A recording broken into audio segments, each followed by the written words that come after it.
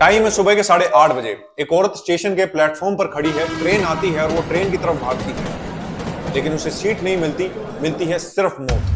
भीड़ उसे घसीटती है, धक्का देती है और वो आधी प्लेटफॉर्म पर और आधी ट्रेन में रह जाती है। शरीर 2 हिस्सों में बढ़ जाता है और पास खड़ी औरत के चेहरे पर भी कुछ खून की छींटें पड़ती है। यही है मुंबई लोकल, इंडिया की सबसे जरूरी ट्रेन, लेकिन सबसे ज्यादा खतरनाक।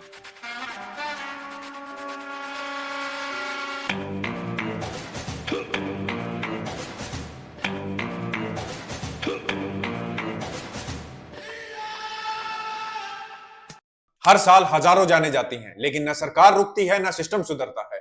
पिछले 20 सालों में 51,000 से भी ज्यादा मौतें हो चुकी हैं। वेलकम टू इंडियन रेलवे, दुनिया का 4th लार्जेस्ट रेलवे नेटवर्क, लेकिन सबसे ज्यादा अनसेफ और सबसे ज्यादा अनसुलझा हुआ।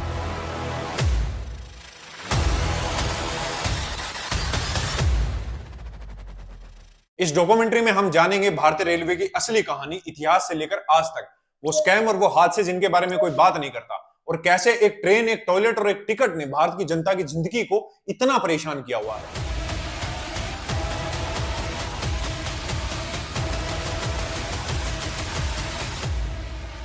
स्कूल में हमें सिखाया गया था कि अंग्रेजों ने भारत में रेलवे का निर्माण हमारे अच्छे भविष्य के लिए किया, लेकिन सच्चाई इसके बिल्कुल विपरीत है।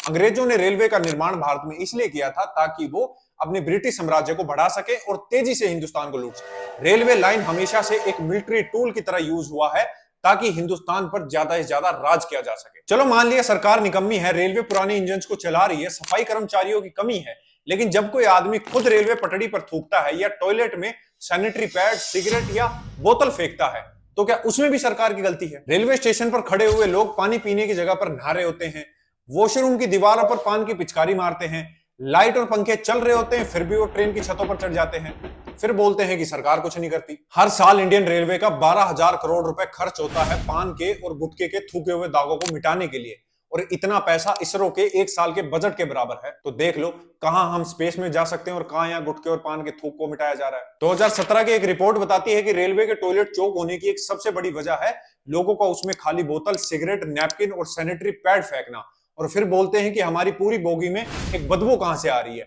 अरे तुम जब फेंकोगे वहां तो बदबू भी वहीं आएगी ना, तुम डस्टबिन का क्यों नहीं यूज करते? बायो टॉयलेट को एक बारी फ्लश करने के लिए 5 लीटर हाई प्रेशर पानी की जरूरत पड़ती है, लेकिन कहीं पर फिटिंग खराब है और कहीं पे पानी का प्रेशर ही नहीं है। मुंबई से लेकर बिहार तक हर ट्रेन के बाहर लिखा होता है प्लीज डू नॉट स्पिट, लेकिन फिर भी लोग वहीं अपने पान की पिचकारी मारते हैं और फिर बोलते हैं अबे यार रेलवे तो गंदा है। अबे रेलवे गंदी नहीं तो क्या तेरा घर होगा? तो पिचकारी तो रेलवे पर मार रहा है। और ये सब कुछ इसलिए होता है क्योंकि हमने गंदगी को एकदम नॉर्मलाइज कर लिया है।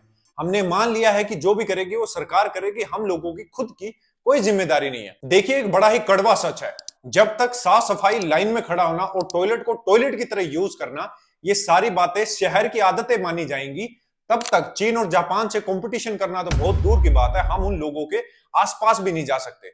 एक डेवलप देश की पहचान सिर्फ बुलेट ट्रेन से नहीं होती, बल्कि उस देश के नागरिकों से होती है जो उस ट्रेन को यूज करने वाले हैं। सुबह 8:30 बजे चर्च गेट से बिहार जाने वाली लोकल प्लेटफॉर्म पर रुकती है और वहां खड़ी भीड़ ट्रेन की तरफ इस तरह से दौड़ती है जैसे वो आखिरी ट्रेन है। ट्रेन के रुकने से पहले लोग ट्रेन की खिड़कियों से और दरवाजों से लटक रहे हैं। ऐसा लग रहा है ये सीट के लिए नहीं बल्कि अपनी जान के लिए लड़ रहे हो। 2023 में औसत 7 मौतें हर रोज हुई हैं मुंबई लोकल ट्रेन में, किसी का पटरी पर पैर फिसलने की वजह से, किसी का करंट लगने की वजह से और किसी की ट्रेन से गिरने की वजह से।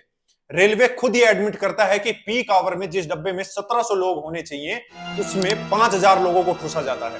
तेजल नाम की एक लड़की बताती है कि मैं हर रोज श्री कृष्ण जी का नाम लेकर ट्रेन में चढ़ती हूँ, सिर्फ ये सोच के कि ट्रेन में सीट मिल जाए बिना मरे और मैं अपने घर वापस आ जाऊं। और देखिए ये सिर्फ मुंबई लोकल तक सीमित नहीं है, बल्कि कोलकाता, दिल्ली, लखनऊ, पटना, हर शहर की लोकल ट्रेन एक चलता फिरता मोबाइल गैस चैम्बर बन चुकी है। ओवरक्राउडिंग थम नहीं रही है, नई ट्रेनें आ नहीं रही हैं। ऐसा लगता है इस देश की इंसानियत धीरे धीरे लोगों से खत्म होती जा रही है, खासकर जब वो लोग ट्रेन की जनता हो। सीट के लिए झगड़ा करना, उतरने से पहले ही खिड़की से लोगों को धक्का दे देना, अपनी सीट ना होते हुए भी दूसरे की रिजर्वेशन सीट पर अपना हक जमाना, लोगों की बहन बेटियों के साथ छेड़छाड़, ऐसा लगता है हर कोई इंसान ट्रेन में सिर्फ अपनी खुंदस निकालने के लिए जा रहा है। ये ट्रेन हमें अपनी मंजिल पर नहीं बल्कि इंसानियत से दूर लेती जा रही है। ट्रेन से उतरते ही मुकाबला होगा प्लेटफॉर्म से। लिफ्ट बंद है, एक्सीलेटर खराब है, बाथरूम से गंदी पेशाब की बदबू आ रही है, मतलब यहां सफर खत्म नहीं हुआ, शोषण चलता रहेगा। क्या आपको नहीं लगता आज हमारा देश एक ऐसे मोड़ पर आन खड़ा हुआ है जहां लोग नौकरी से ज्यादा ट्रेन से सही सलामत उतरने की दुआ करते हैं, घर पहुंचने की दुआ करते हैं। लोगों में 0% सिविक सेंस बची हुई है। अगर आप लोगों के साथ कोई बुजुर्ग है या कोई महिला है या कोई भी है, उनसे कैसे बात करनी है ये किसी में सेंस नहीं है।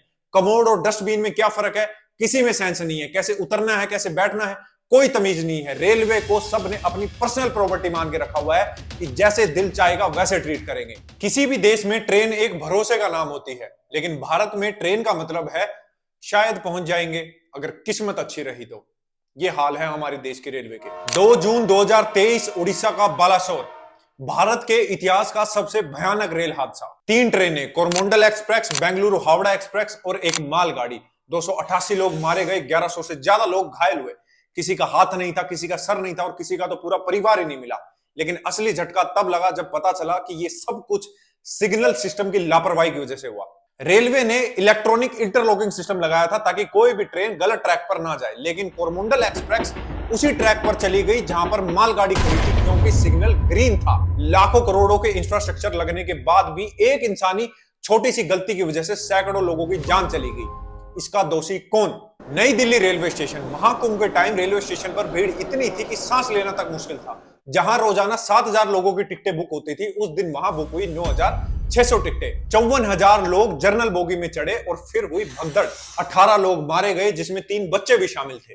उस दिन रेलवे स्टेशन पर अनाउंसमेंट की गई कि ट्रेन प्लेटफॉर्म नंबर 12 पर आएगी। भीड़ अपना सामान उठा के उस तरफ भागी। आधे रास्ते में अनाउंसमेंट होती है कि नहीं, प्लेटफॉर्म नंबर 16 पर आएगी। भीड़ दोबारा से सामान उठा के दूसरी तरफ भागी और इसी भगदड़ के बीच में लोगों के सीने और बच्चे कुचले गए। इंडियन रेलवे में लगभग हर साल 475 ट्रेनें पटरी से उतरती थी 2004 और 14 के बीच, लेकिन बाद में यह संख्या घटकर कम हुई। लेकिन अभी भी हमें दर्जनों हादसे सुनने को मिलते हैं और लगभग सबसे ज्यादा ट्रेन हादसे स्लो ट्रेन, जनरल कोचेस और पुअर जोन में होते हैं, क्योंकि इन ट्रेनों की मेंटेनेंस बिल्कुल कम की जाती है और डिब्बे पुराने होते हैं। हिंदुस्तान में जब भी कोई बड़ा रेल हादसा होता है तो तुरंत वहां पर रेलवे मिनिस्टर और बाकी के मिनिस्टर पहुंच जाते हैं अपनी सहानुभूति जताने के लिए। कुछ पैसों की अनाउंसमेंट की जाती है, इंक्वायरी बिठाई जाती है, पता लगाया जाता है कि क्यों हुआ, किसने किया, कैसे किया। लेकिन कुछ समय बाद सब भूल जाते हैं।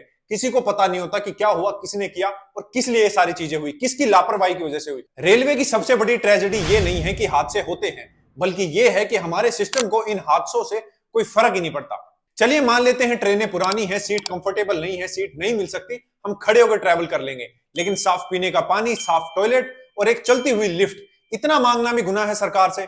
हम लोग टैक्स देते हैं, इतना तो मिलेगा हमें। दिल्ली रेलवे स्टेशन जहां हर रोज लाखों लोग आते हैं, वहां वीना नाम की एक महिला बताती हैं कि उन्होंने गलती से एक बारी स्टेशन का वॉशरूम यूज करना चाहा, लेकिन वहां बदबू इतनी भयानक और इतनी गंदी थी कि वहां किसी भी इंसान का जाना नामुमकिन था।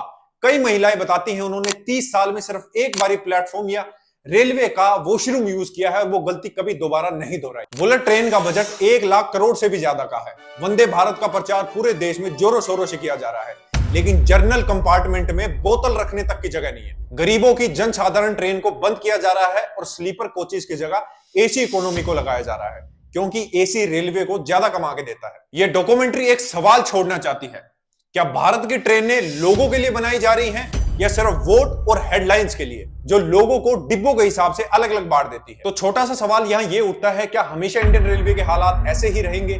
तो इसका सिंपल सा और एक छोटा सा आंसर है, बिल्कुल नहीं। अगर आप और हम जैसे लोग जिम्मेदार हो जाएं अपने देश के लिए, अपने देश की प्रॉपर्टी के लिए और अपनी इंडियन रेलवे के लिए।